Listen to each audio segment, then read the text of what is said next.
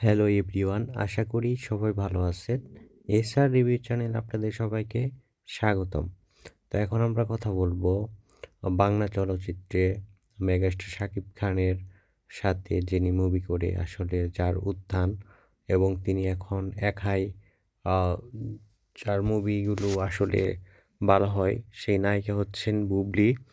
আহ, সামনে ঈদুল ফিতরে নায়িকা বুবলির একটি নতুন সিনেমা আসতেছে।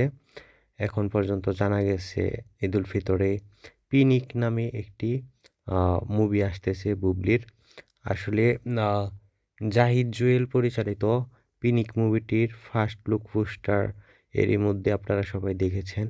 এখন দেখা যাক ঈদুল ফিতরে আসলে পিনিক মুভিটি আসে কিনা। আসলে ঈদুল ফিতরে অনেক বড় বড় মুভি আসতেছে। আপনারা সবাই জানেন মেগাস্টার শাকিব খানের বরবাদ সিনেমা আসতেছে, আফরান নিশোর দাগি আসতেছে, ছিয়ামের জংলি মুভি আসতেছে। তো সেগুলোর সাথে আসলে বুবলির মুভি পিনিক মুভিটি কতটুকু আসলে টক্কর দিতে পারবে, আর মুভিটি আসলে আসবে নাকি ঈদুল ফিতরে সেটাও একটা কথা।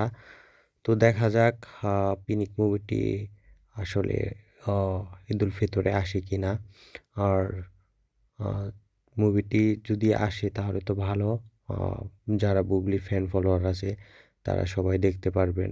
আর মুভিটি আশা করি ভালো হবে। আর বুবলির অভিনয় দিন দিন আসলে আরও ভালো হচ্ছে। আহ, দেখা যাক কি হয়। আর সবাই আমার এই চ্যানেলটি সাবস্ক্রাইব করবেন, আর লাইক কমেন্ট করবেন, আর সবাই ভালো থাকবেন। ধন্যবাদ সবাইকে।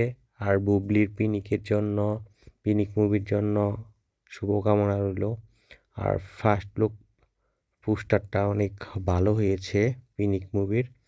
তো সবাই ভালো থাকবেন, আর আমার এই চ্যানেলটি সবাই সাবস্ক্রাইব করবেন। ধন্যবাদ সবাইকে।